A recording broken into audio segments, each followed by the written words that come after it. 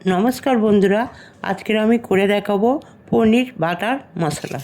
প্রথমে পনিরগুলোকে ছোট ছোট করে কেটে নিয়েছি। এরপরে একটা থালার মধ্যে হলুদ গুঁড়ো, লঙ্কা গুঁড়ো, অল্প চিনি, লবণ, গোটা গরম মশলা, তেজপাতা নিয়ে নিয়েছি। এরপর কড়াইতে সাদা তেল ও একটু বাটার দিয়ে পনিরগুলোকে হালকা করে ভেজে নেব।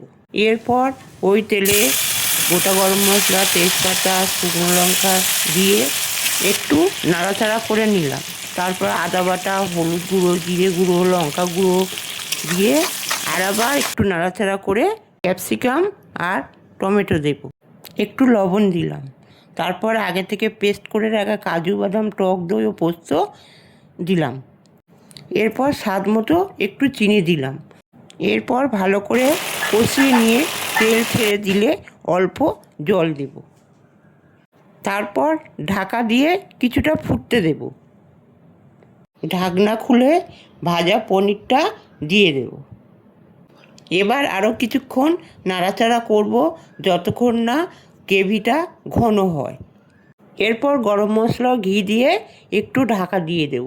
তৈরি হয়ে গেল বাটার পনির মশলা। আপনারা অবশ্যই বাড়িতে তৈরি করে খাবেন। ভালো লাগলে লাইক, কমেন্ট ও সাবস্ক্রাইব করে আমার পাশে থাকবেন।